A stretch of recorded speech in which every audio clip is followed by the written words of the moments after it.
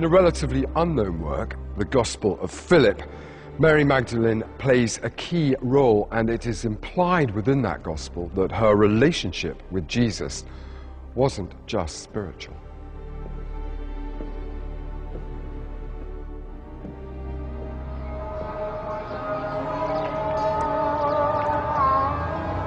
Along with all the other Nag Hammadi works, the Gospel of Philip is now housed in the Coptic Museum in Cairo.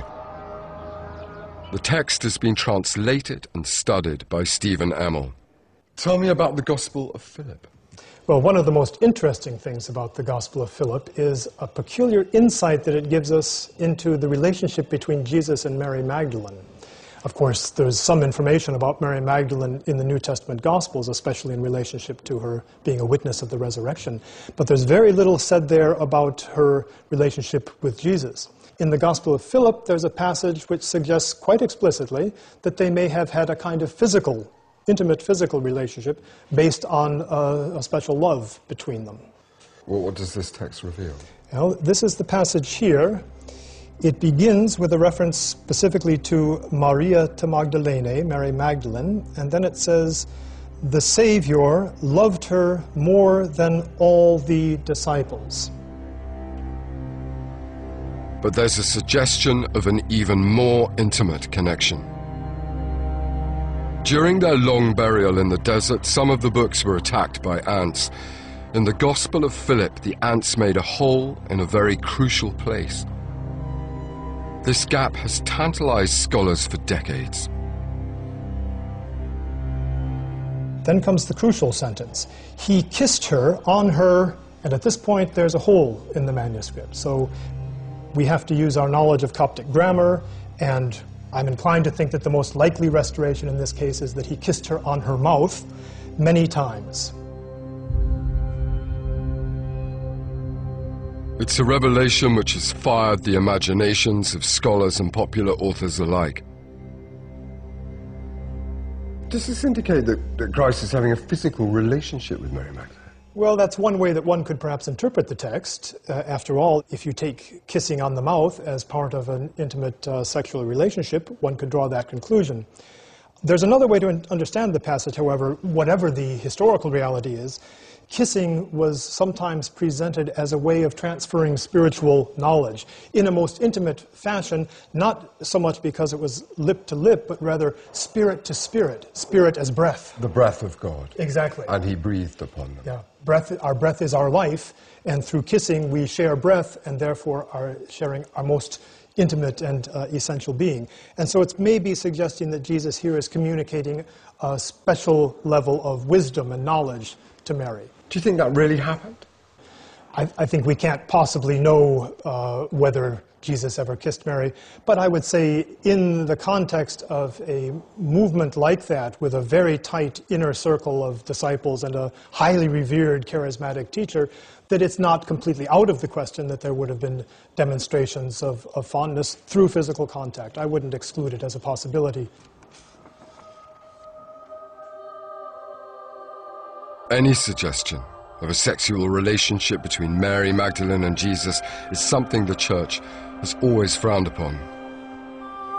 And yet for me the idea really isn't so shocking. Why shouldn't Jesus have had an intimate relationship with a woman?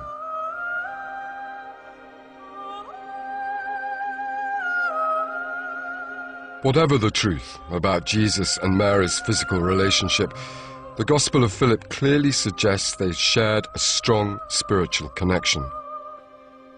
And it undermines the traditional view in the New Testament Gospels that Peter was the favorite disciple of Jesus. The contents of Philip are so controversial, it's easy to dismiss them as an aberration. But in fact, there's another lost gospel which also portrays Mary in a different light.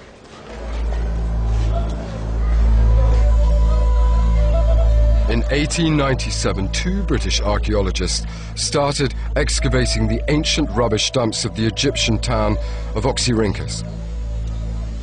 They uncovered nearly 50,000 fragments of papyrus, some of them over 1,500 years old.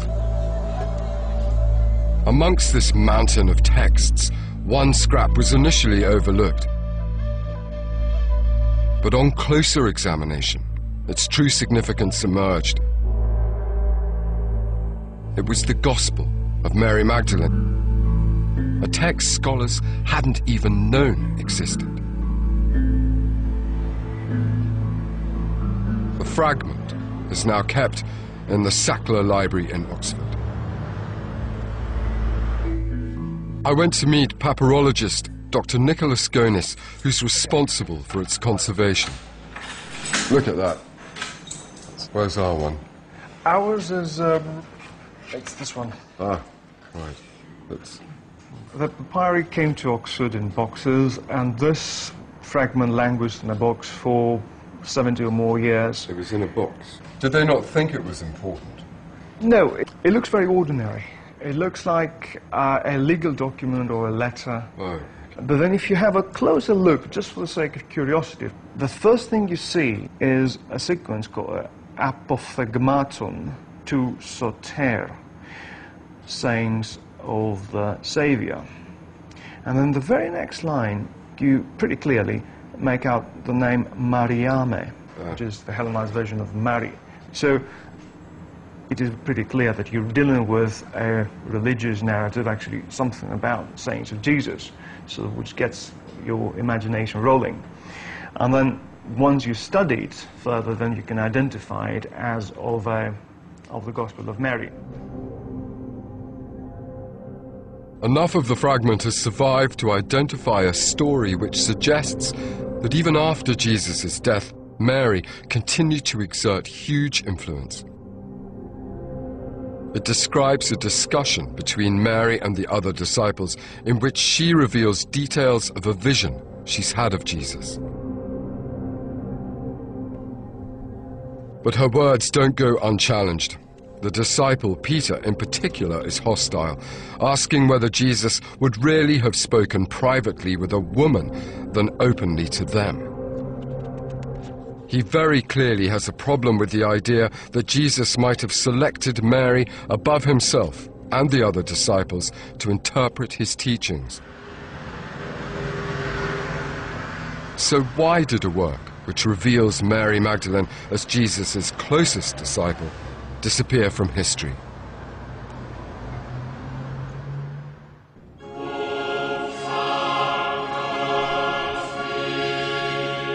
St. Peter's, the center of the Catholic faith.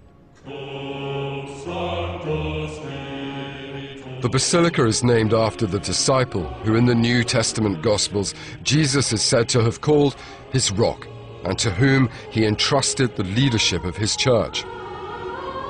Peter is the man the Catholics consider to have been the first pope. But what if his leadership hadn't been so clear-cut in the first century? What if there had been an opponent to his authority, and that opponent had been a woman? The Gospel of Mary suggests that that scenario is not as far-fetched as it sounds. According to this Gospel, it wasn't Peter to whom Jesus entrusted his innermost thoughts, but Mary, both before and after his death. The Gospels of Philip and Mary rather scandalously imply that it wasn't Peter who should have been the first pope, but Mary Magdalene. For the male hierarchy of the church, it's easy to see how such writings posed a threat. These texts risked undermining the very foundations of their claims to leadership. But can they possibly be true? Well, here in Rome, lurking under the surface of the city, there's very tangible evidence revealing that certainly, in the early centuries of the fledgling church, women were more influential than is traditionally believed.